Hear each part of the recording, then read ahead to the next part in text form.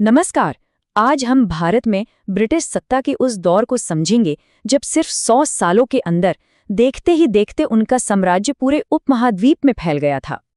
पर सवाल तो यही उठता है कि आखिर ये सब हुआ कैसे? मतलब एक ट्रेडिंग कंपनी जो सिर्फ व्यापार करने आई थी, वो देखते ही देखते पूरे उपमहाद्वीप पर राज कैसे करने लगी?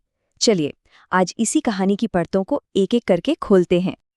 देखिए, ये कहानी किसी बड़ी सेना के हमले से शुरू नहीं हुई। नहीं, इसकी शुरुआत हुई थी सिर्फ एक परमिट से, व्यापार करने के एक छोटे से परमिट से।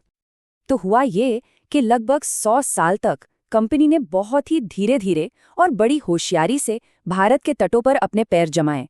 सूरत में पहली फैक्ट्री डाली, फिर कलकत्ता की नींव रखी और फिर मुगल बादशाह से एक ऑफिशियल परमिट भी ले लिया। मतलब उनके व्यापारिक अड्डे बनते गए और उनकी पकड़ भी मजबूत होती चली गई। लेकिन कहानी का जो सबसे बड़ा, सबसे अहम मोड़ आया, वो था बंगाल पर कब्जा। उस वक्त बंगाल भारत के सबसे अमीर प्रांतों में से एक था, और सच कहूं तो ये वो पहला डोमिनो था जिसके गिरते ही बाकी सब का गिरना तय था। तो साल था 1757। एक तरफ थी कंपनी की बढ़ती हुई महत्वाकांक्षा और दूसरी तरफ थे बंगाल के नवाब सिराजुद्दौला। दोनों के बीच का तनाव इतना बढ़ गया कि अब बात खुली जंग तक आ पहुंची थी। हुआ ये कि नवाब ने अंग्रेजों को कलकत्ता की किलेबंदी रोकने को कहा, जो उन्होंने नहीं मानी। लेकिन लड़ाई का नतीजा तय हुआ एक बड़े धोखे से। नवाब का अपना ही सेनापति मीर जाफर गुपचुप तरीके से अंग्रेजों से जा मिला, और बस अंग्रेजों को एक बहुत ही आसान और निर्णायक जीत मिल गई। तो ये लड़ाई मैदान में ताकत से कम और धोखे से ज्यादा जीती गई थी। और यही वो पल था। कहा जाता है कि प्लासी की इसी एक लड़ाई ने भारत में ब्रिटिश शासन की नींव रख दी थी। इसने यहाँ पर ताकत का पूरा समीकरण ही बदल कर रख दिया। और अगर किसी को ये लग रहा था कि प्लासी की जीत बस एक इत्तेफाक थी, तो ठीक 7 साल बाद 1764 में बक्सर की लड़ाई ने सारे शक दूर कर दिए। इस बार उन्होंने एक नहीं बल्कि 3 बड़ी ताकतों को एक साथ हराया, जिसमें मुगल बादशाह भी शामिल थे। इस जीत का जो सबसे बड़ा इनाम था, वो थे दीवानी अधिकार। अब ये क्या थे? इसका सीधा मतलब था कि बंगाल, बिहार और उड़ीसा का सारा टैक्स, सारा लगान वसूलने का हक अब कंपनी को मिल गया था। और सोचे, यही वो पैसा था जिससे कंपनी ने अपने आगे के सारे युद्ध लड़े और अपने साम्राज्य को फैलाया। तो अब बंगाल की दौलत और ताकत दोनों कंपनी के हाथ में थी। अब सवाल ये था कि वो इसका क्या करेंगे। यहीं से पूरे भारत में जीत की एक ऐसी लहर शुरू हुई जिसने सबको हैरान करके रख दिया। सबसे पहले नजर गई दक्षिण पर। वहां था मैसूर का शक्तिशाली राज्य, हैदर अली और टीपू सुल्तान का राज्य। इसे झुकाना आसान नहीं था। अंग्रेजों को 1-2 नहीं बल्कि 4 जोरदार युद्ध लड़ने पड़े, और आखिर में 1799 में टीपू सुल्तान की मौत के बाद ही वहां ब्रिटिश शासन स्थापित हो पाया। इसके बाद बारी आई मराठाओं की। मुगलों के बाद भारत में अगर कोई सबसे बड़ी ताकत थी तो वो मराठा ही थे। इनसे भी ब्रिटिशों को 3 युद्ध लड़ने पड़े, और 1819 आते आते मराठा शक्ति का भी लगभग अंत हो गया। और आखिर में उत्तर पश्चिम में बचा था महाराजा रणजीत सिंह का विशाल सिख साम्राज्य।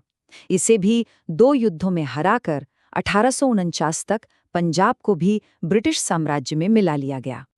तो अब देखिए, ज्यादातर बड़ी सैन्य ताकतें हार चुकी थीं। अब कंपनी ने अपने तरीका बदला। अब लड़ाई मैदान में कम और कागजों पर ज्यादा होने लगी। अब खेल था चतुर और जबरदस्ती वाली नीतियों का। इन्हीं में से एक बड़ा हथियार थी सहायक संधि या सब्सिडियरी अलायंस। ये एक ऐसा जाल था जिसने बिना एक भी गोली चलाए कई आज़ाद रियासतों को कंपनी पर पूरी तरह से निर्भर बना दिया। और ये वाकई एक बहुत ही चालाक चाल थी। सोचिए, इस संधि के तहत भारतीय राजाओं को अपनी ही सुरक्षा के नाम पर एक ब्रिटिश सेना रखनी पड़ती थी, और उसका पूरा खर्च भी खुद ही उठाना पड़ता था। मतलब अपनी ही गुलामी के लिए पैसे भी खुद ही देने पड़ते थे। सबसे पहले हैदराबाद ने इसे स्वीकार किया। इसके बाद एक और खतरनाक नीति आई, लॉर्ड डलहौजी की व्यापकता का सिद्धांत, या जिसे डॉक्ट्रिन ऑफ लैप्स भी कहते हैं। इसमें उत्तराधिकार के नियम को ही कब्जा करने का एक बहाना बना लिया गया। इसका नियम बहुत सीधा और विनाशकारी था।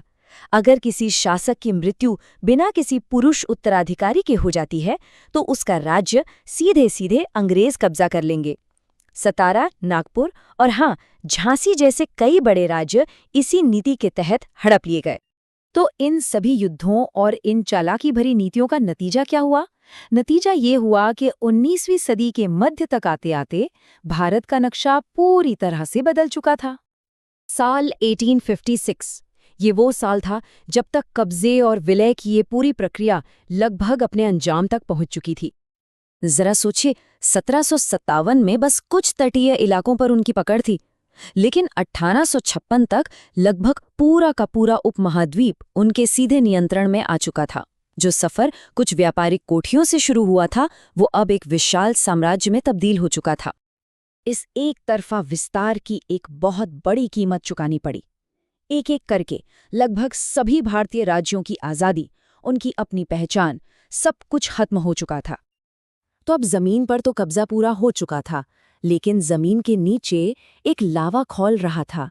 सालों का गुस्सा, अपमान और असंतोष सब कुछ इकट्ठा हो चुका था। अब बस एक चिंगारी का इंतजार था, और वो चिंगारी 1857 में एक बड़े विद्रोह के तौर पर भड़की।